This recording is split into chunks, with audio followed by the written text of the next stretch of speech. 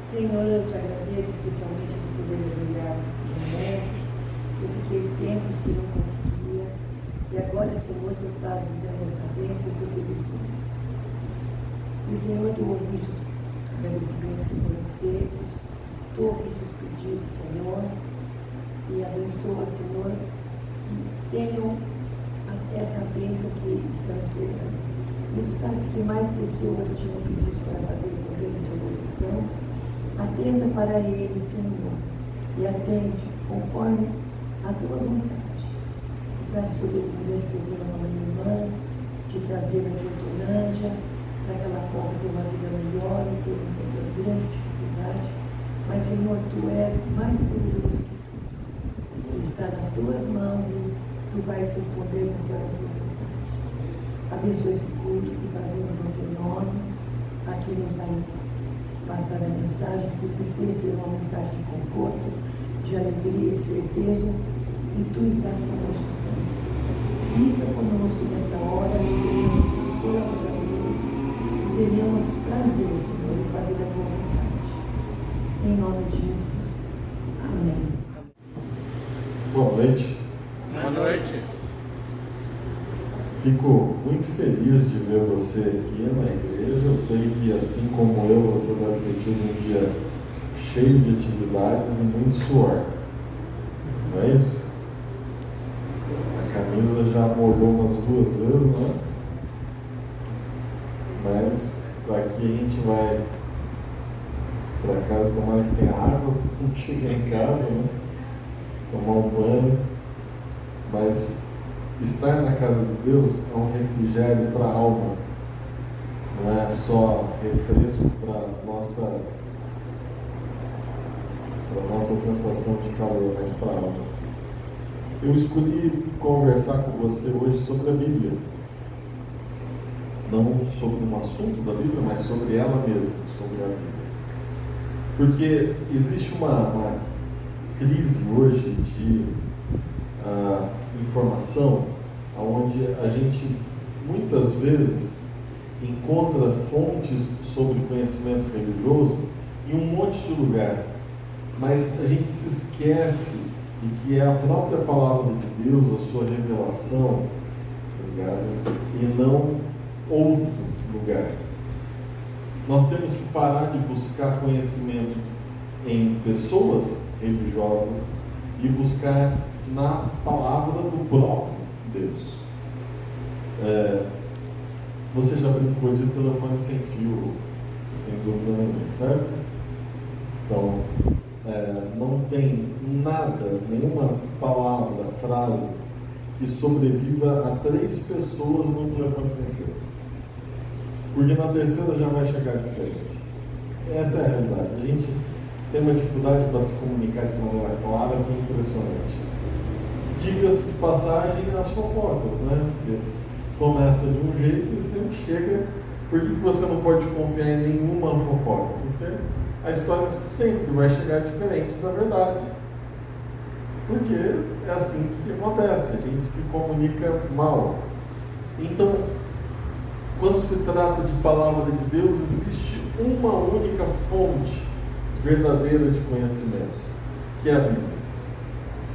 Se você se convencer de que a Bíblia é a única fonte, exatamente a palavra de Deus, não é quase a palavra de Deus, é exatamente o conteúdo que Deus quer dizer para você, e que ela é clara o suficiente para você compreender, você não precisa de filtro, não precisa de pessoas traduzindo ela para você, ela está na língua que você compreende, então você consegue ouvir sozinho, você não precisa de ninguém descrevendo essa cena para você.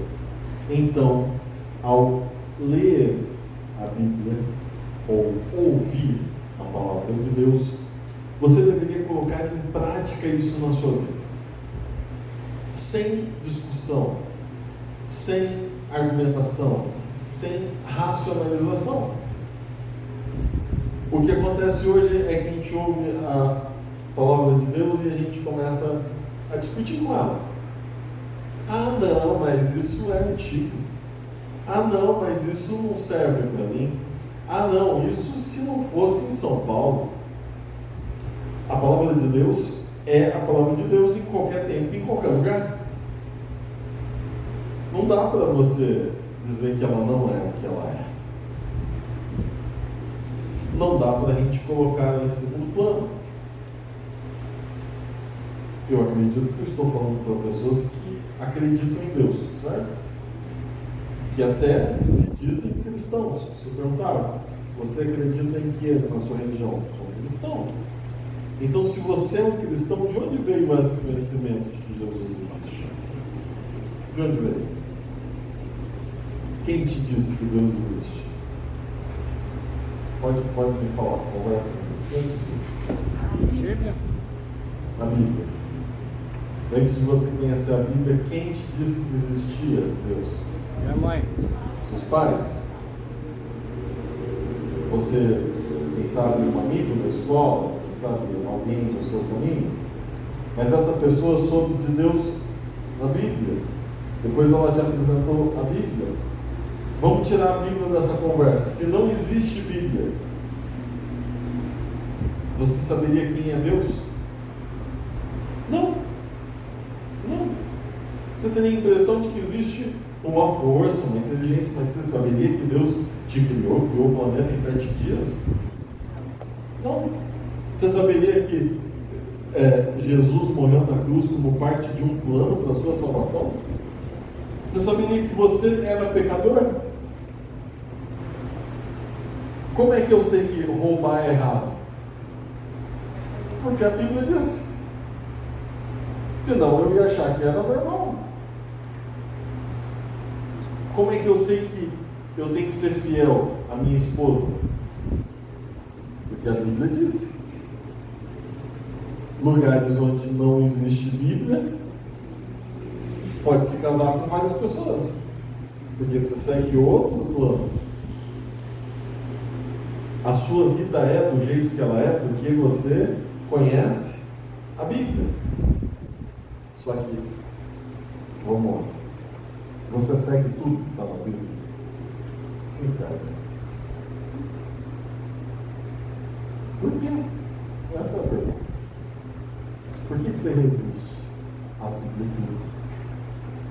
Por que você escolhe as coisas que são mais confortáveis para você? Por que você colocou um limite de crescimento? Se eu for na igreja alguns dias, se eu guardar o sábado, se eu fizer isso, aquilo, se eu não matar ninguém, se eu não fizer isso aqui, é suficiente. Não é? Não é?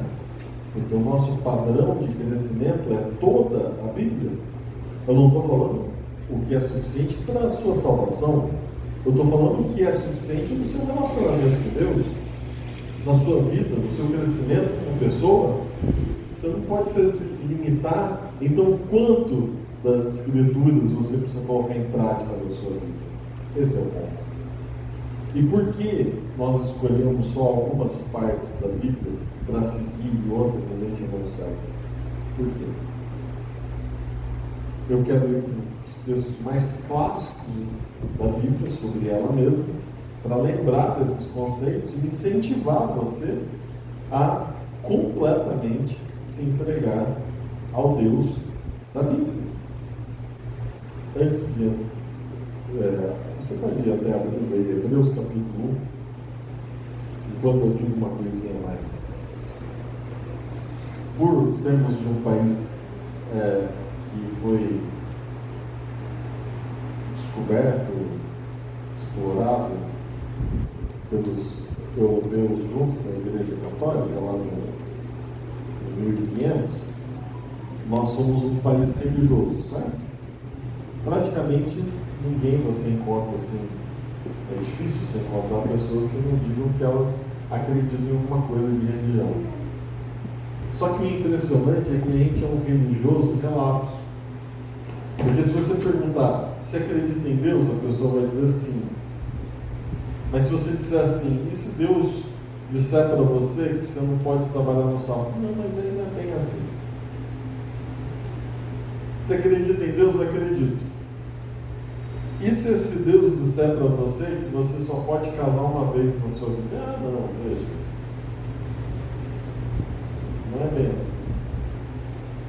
Você acredita em Deus? Acredita. E se esse Deus disser para você que você tem que ser honesto com as suas contas? Ixi, mas eu não posso sonegar os impostos aqui, eu não posso fazer umas contas meio arredondadas para pagar minhas dívidas. Não. Seguir a Deus significa seguir a Deus de plenitude, de maneira completa.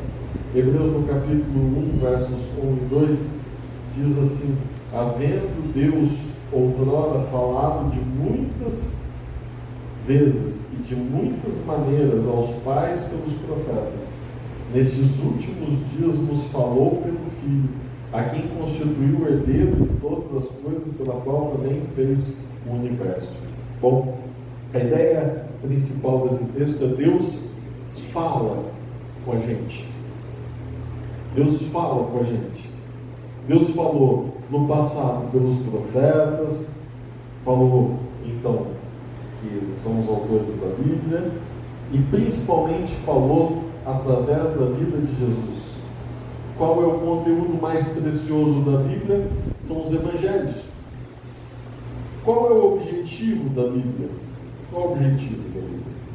O objetivo da Bíblia não é contar a história da humanidade. O objetivo da Bíblia não é, por exemplo, falar sobre o que você deve comer ou não comer. O objetivo da Bíblia não é, por exemplo, te ensinar acerca de leis. Não. O objetivo da Bíblia é apenas: te ensinar como ser salvo. É isso. Tudo que está escrito na Bíblia é Deus falando para você, te ensinando os passos para alcançar a salvação. Só que nesse trajeto a Bíblia conta a história, as histórias que são relevantes para a sua salvação. Nesse trajeto a Bíblia ensina sobre a lei.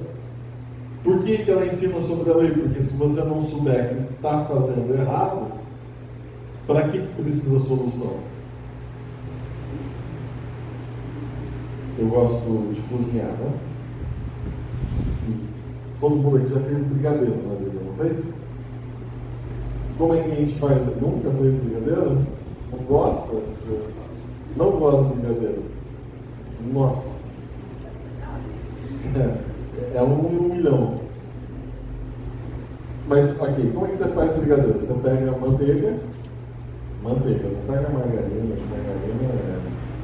é um subproduto industrial. Então pega uma manteiga bonitinha, joga na panela e derrete, certo? Aí você pega um potão de leite condensado, quanto mais melhor, quanto mais doce melhor, joga na panela. Aí você pega um chocolate, normalmente o brasileiro faz com achocolatado, tem mais açúcar ainda, joga lá no meio e fica mexendo até que ele fique uma consistência de puxa, assim, joga num prato, e a maior parte de nós nem enrola o brigadeiro, certo? Ele nem esfria, todo mundo já corre com um pedaço de colher e sai comendo. E se na sua casa for assim, aquela experiência mais rústica, primeiro é raspar a panela e depois é comer o que está no prato e acabou, não precisa nem esfriar. Mas eu estava assistindo um videozinho de um chefe ensinando a fazer brigadeiro. E eu fiquei curioso, eu disse, eu faço brigadeiro assim, raiz, igual vocês falaram.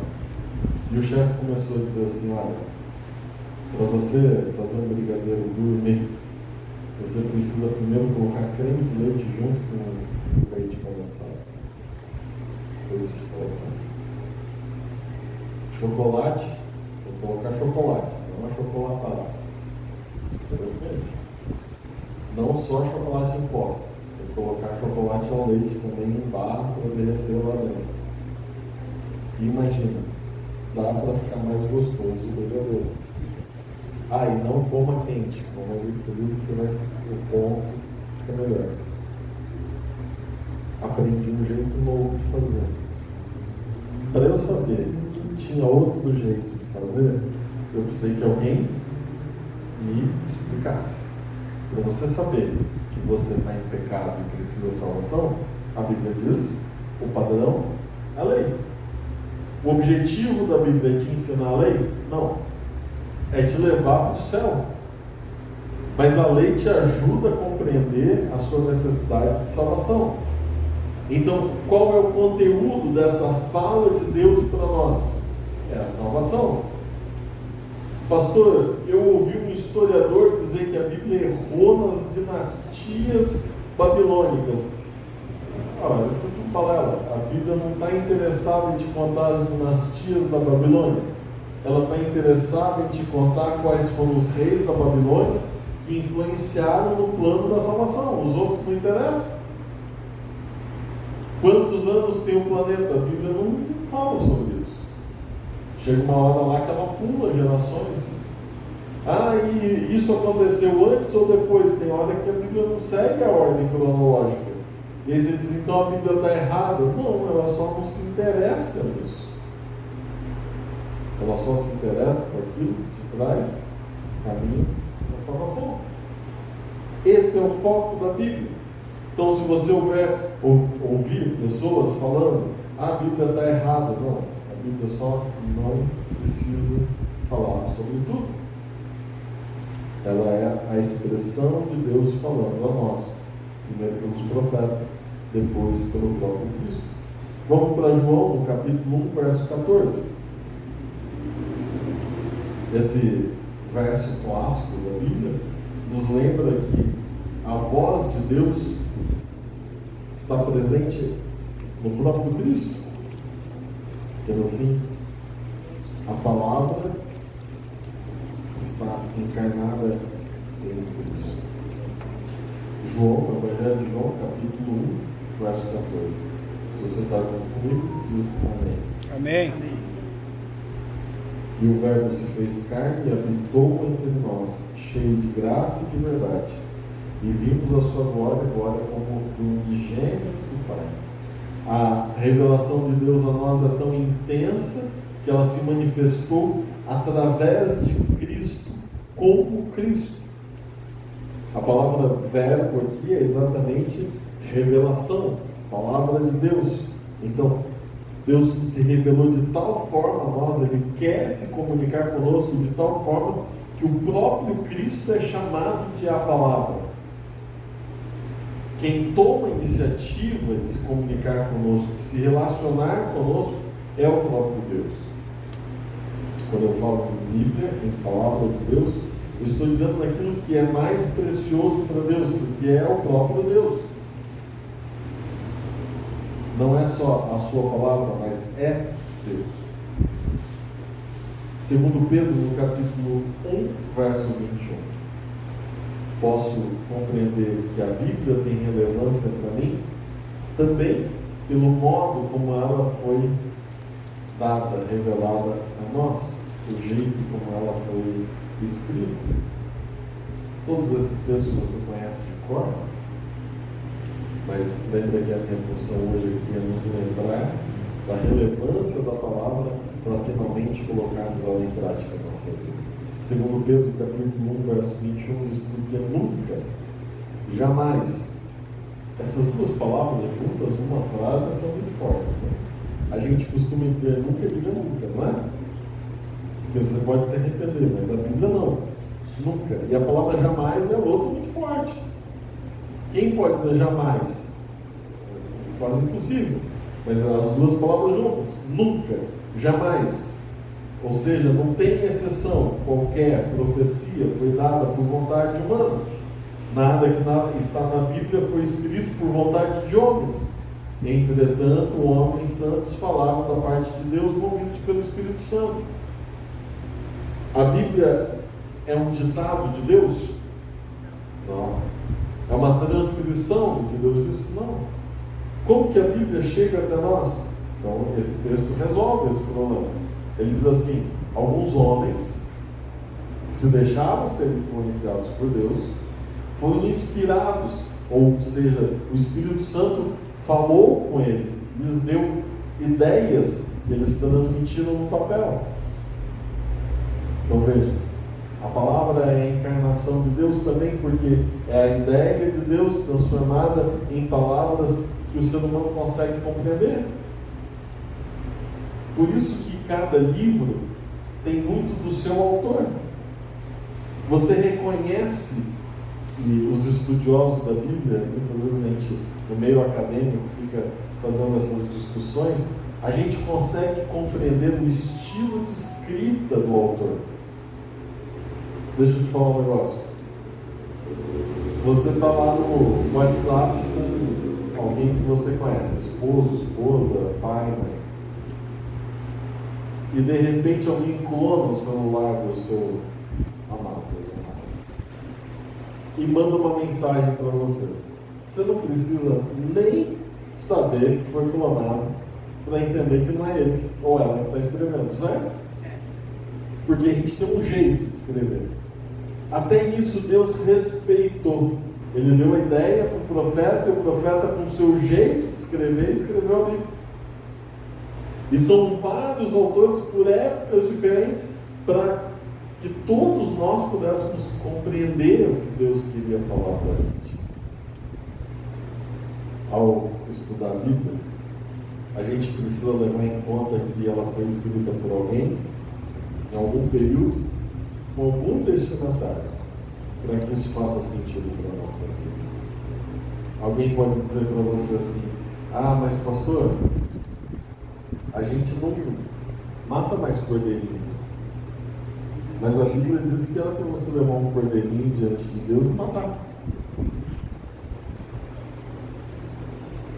Primeiro você tem que compreender quando, para quem, como ela disse isso. Quando você faz isso, você vai descobrir que essa alimentação foi dada antes que Jesus viu e que o cordeirinho representava ele. E no momento em que ele morreu na cruz para nos salvar, ele é o Cordeiro de Deus que tira o pecado do mundo. Então, se hoje eu sacrificasse um cordeiro, eu estaria dizendo que Cristo ainda não fez a sua parte.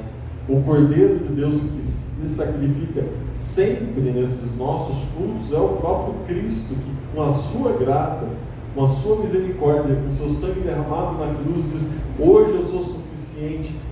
E hoje o meu pecado é aquele que é pago lá na cruz. O meu pecado de hoje contribuiu para que Cristo morresse lá. Então, quando eu venho para os cultos, eu continuo sim sacrificando um cordeiro, mas não é um animalzinho, é o próprio Cristo na cruz. Amém. Você entende? Eu acabei de fazer o que a gente chama de exegese. Eu olho para o texto bíblico, compreendo para onde ele foi escrito, com qual propósito, me lembro que a Bíblia, o seu conteúdo é de salvação, e finalmente entendo o que eu tenho que fazer hoje na minha vida. Não tenha dúvidas de que todo o conteúdo que está na Bíblia, ele não provém da mente humana, ele é inspirado pelo Espírito Santo. Segundo Timóteo capítulo 3, verso 16, nos lembra qual é a função da Bíblia na nossa vida. E com esse texto eu vou encerrar a nossa conversa hoje. Ele é provavelmente o texto mais importante, mais famoso também, acerca da própria Bíblia. E quando eu olho para ele, ele me lembra de tantas coisas que eu preciso mudar na minha vida, que eu fico impactado e penso que eu tenho que sair daqui diferente do que eu cheguei. Se você encontrou esse em Timóteo, capítulo 3, verso 16, diz amém. Amém. Toda. Hoje eu estou falando palavras fortes e absolutas. Toda. Quando eu falo toda, é 99%? 100%. 100%. Tudo. Já pensou? É outra palavra muito difícil hoje para ouvir, né? Quando vocês se casaram, quanto do amor de vocês dedicaram um para o outro? Tudo. Tudo.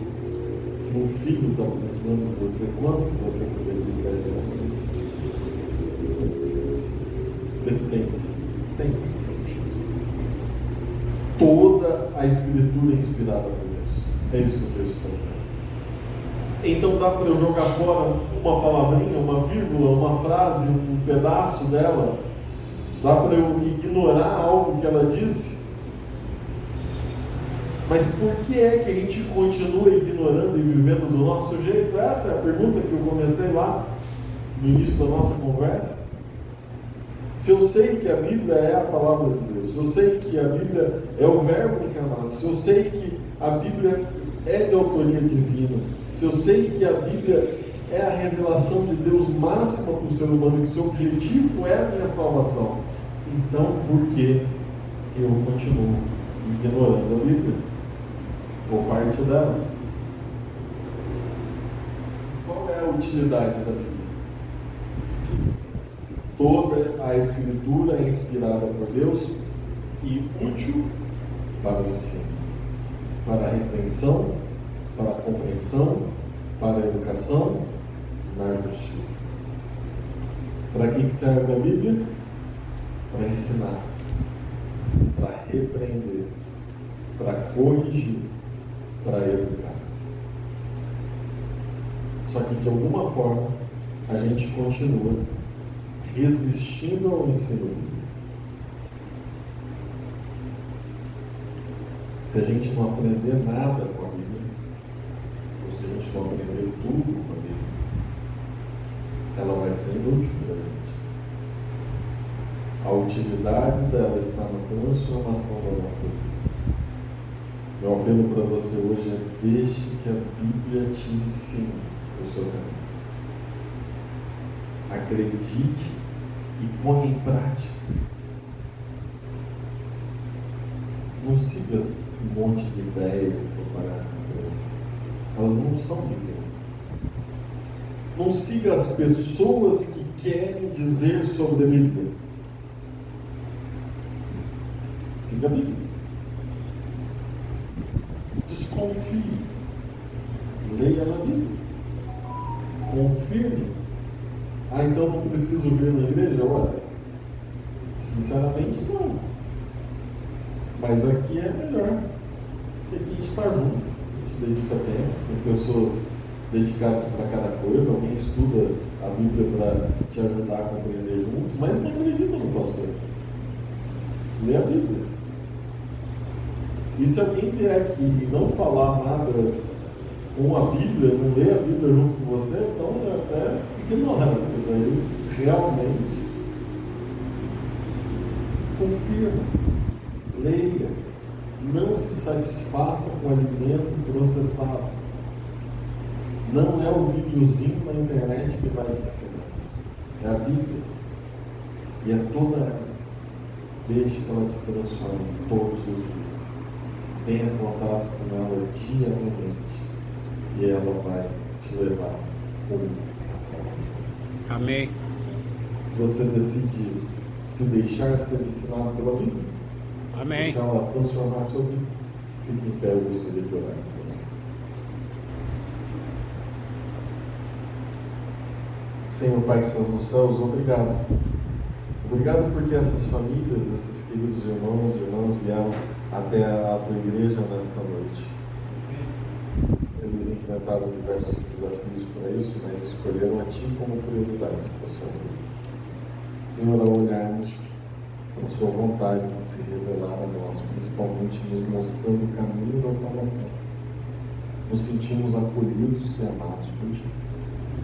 Senhor, que toda a Tua Bíblia possa ser luz para o nosso caminho, que possamos aprender com ela hoje, Senhor. Que possamos ter humildade suficiente para deixar que a Tua palavra tenha feito na nossa vida, que possamos colocá-la em prioridade, acima de todas as outras coisas, e assim sermos felizes hoje e eternamente. Senhor, cuida desses Teus filhos que aqui estão. O Senhor conhece cada passo, cada momento, cada desafio futuro, cada alegria. Esteja ao nosso lado, nos sustente. E mais do que tudo, volte, porque nós queremos a Tua salvação, hoje e para sempre. Isso nós te pedimos e muito mais agradecemos por amor e em nome de Jesus. Amém. Amém. Deus abençoe. Nosso próximo encontro será no sábado, tá? Às 9 da manhã. Vamos sair cantando o hino A Tua Palavra.